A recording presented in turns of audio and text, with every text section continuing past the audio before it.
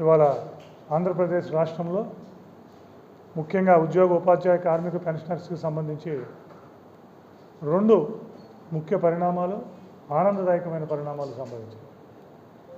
ఇందులో మొదటిది మరి దాదాపు ఇప్పటికి 75 సంవత్సరాలైన ఆంధ్రులు రాజధాని కోసం అటు మెడ్రాస్ నుంచి కర్నూలుకి, కర్నూలు నుంచి హైదరాబాద్కి, హైదరాబాద్ నుంచి ఇక్కడికి వచ్చినా కూడా ఇంతవరకు దాని మీద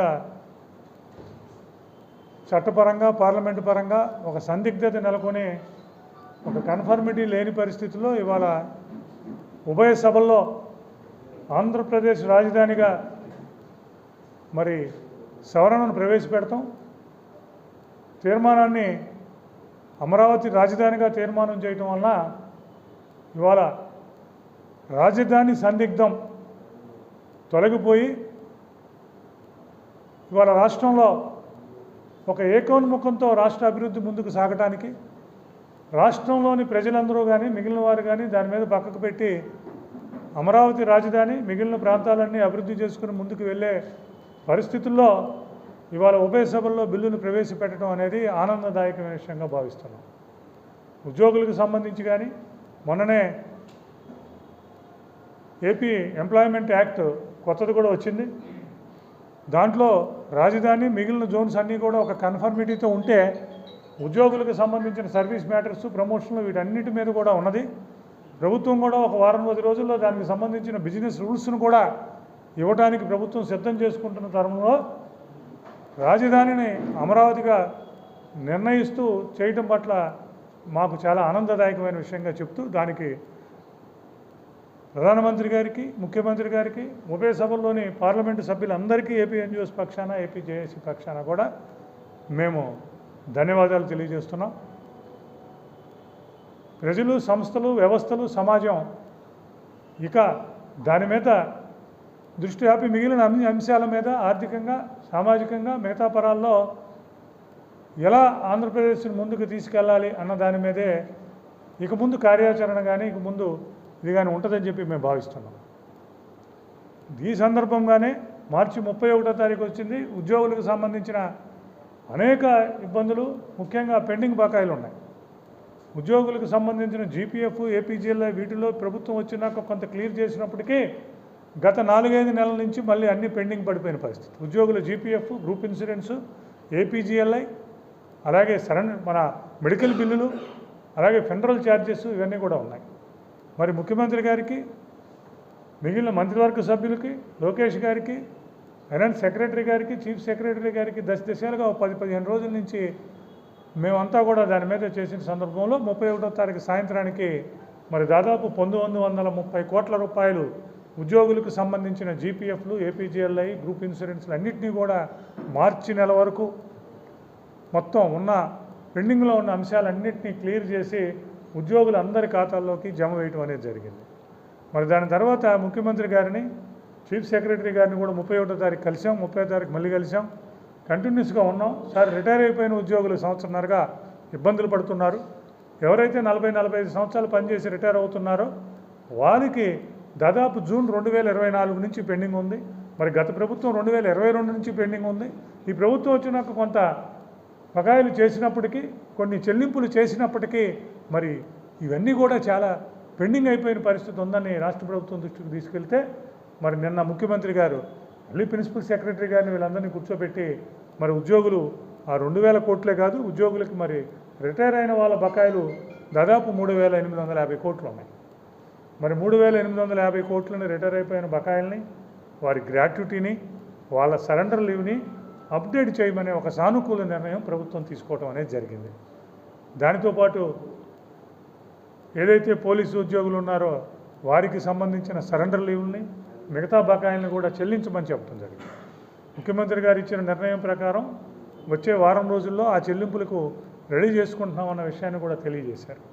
ఆ తెలియజేసిన ధర్మిలా మొత్తం కలిపి 31వ తారీఖు నుంచి రేపు 7వ తారీఖుకి ముఖ్యమంత్రి గారు దాదాపు 7,000 కోట్ల రూపాయల బకాయిలను ఉద్యోగులకు చెల్లించడానికి తీసుకున్న నిర్ణయం పట్ల AP NGOs association, AP JAC హర్షం వ్యక్తం చేస్తున్న విషయాన్ని మీకు తెలియజేస్తాను.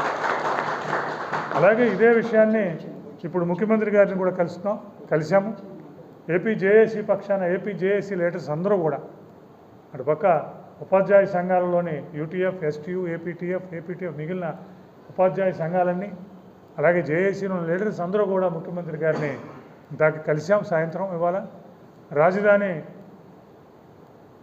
సందిగ్ధానికి ఫుల్ స్టాప్ పెట్టినందుకు, రాజ్యాంగం దాన్ని ఒక భాగం చేసినందుకు, ఉభయ సభల్లో దానికి సంబంధించిన బిల్లును పాస్ చేసినందుకు ముఖ్యమంత్రి గారికి ధన్యవాదాలు, అభినందనలు తెలియజేశాం. అలాగే ఉద్యోగులకు సంబంధించిన 7,000 కోట్ల రూపాయలను మరి ఈ వారం రోజుల్లో రిలీజ్ చేస్తున్నందుకు, రిలీజ్ చేసే నిర్ణయాన్ని తీసుకున్నందుకు కూడా ముఖ్యమంత్రి గారికి, మంత్రివర్గ సభ్యులకు, అలాగే మిగిలిన చీఫ్ సెక్రటరీ గారు, మిగతా అధికారులందరికీ కూడా మేము అభినందనలు, ధన్యవాదాలు తెలియజేస్తున్నాం.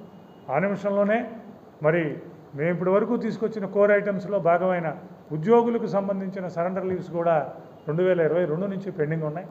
మరి ఇప్పుడు తీసుకున్న నిర్ణయంతో రిటైర్మెంట్ తీసుకున్న వాళ్ళకి గ్రాట్యుటీలు, సరెండర్ లీవ్లు ఇవన్నీ కూడా అప్డేట్ ఈ నెల వరకు, ఈ రోజు వరకు అప్డేట్ అవుతాయి అనే మేము దాంతో ఉన్నాం. నిర్ణయం కూడా అదే. మరి ఉద్యోగులకు సంబంధించిన సరెండర్ లీవుల చెల్లింపు కూడా ప్రక్రియ ప్రారంభం కావాలన్న విషయాన్ని కూడా ఇప్పుడు ముఖ్యమంత్రి గారి దగ్గరికి తీసుకొచ్చాం. అలాగే మాకు ఇంకా మిగిలిన ఫైనల్ వేతన సవరణ కమిషన్ అపాయింట్మెంట్ విషయంలో కూడా వేతన సవరణ కమిషనర్ని అపాయింట్ చేయాలని, మరి దాని మీద కూడా ప్రభుత్వం తీసుకెళ్లాలని, ప్రభుత్వం దృష్టి సారించాలని కూడా స్వయంగా ముఖ్యమంత్రి గారికి జేఏసీ నాయకత్వం ఇప్పుడు తెలియజేసి రావడం జరిగింది. మేము కూటమి ప్రభుత్వం వచ్చినాక, మేము అధికారంలోకి వచ్చినాక గత 4 సంవత్సరాల నుంచి పెండింగ్లో ఉన్న ప్రతి ఒక్కదాన్ని దశల వారీగా చెల్లిస్తున్నాం. ప్రతి 2 నెలలకు ఎంతో కొంత పేమెంట్ చేసుకుంటూ వస్తున్నాం. ఇప్పటికీ కొన్ని వేల కోట్ల 13,500 కోట్ల రూపాయలు పెండింగ్ చేశాం. ఇప్పుడు మళ్ళీ ఇంకొక 7,000 కోట్ల రూపాయలు పెండింగ్ని క్లియర్ చేస్తున్నాం. ఉద్యోగులకు సంబంధించిన అంశాల్లో కూడా నాన్ ఫైనాన్షియల్ డిమాండ్స్ని కూడా ఒక్కొక్కటి పరిష్కారం చేసుకుంటూ వస్తున్నాం. ఇక ఉద్యోగులకు సంబంధించిన వేతన సవరణ, మిగిలిన వాటికి సంబంధించిన వేతన సవరణ కమిషనర్ అపాయింట్మెంట్, మిగతా వాటిల్లో కూడా మేము దశల వారీగా సానుకూల నిర్ణయం తీసుకుంటాం. మీ అందరితో మాట్లాడుతూ వీటన్నిటినీ ముందుకు తీసుకుని వెళతాం అని చెప్పి ముఖ్యమంత్రి గారు తెలియజేయటం అనేది జరిగింది. మరి ఈ సందర్భంగా మరి ఎంతోమంది వాళ్ళ జేఏసీలో కానీ, అలాగే ఏపీ ఎన్జిఓస్ నాయకులందరూ కూడా మరి గ్రౌండ్ లెవెల్ నుంచి కూడా గత 2 నెలలుగా మరి వీటన్నిటి మీద రెగ్యులర్గా కార్యక్రమాలు ఇవన్నీ కూడా చేస్తున్నారు.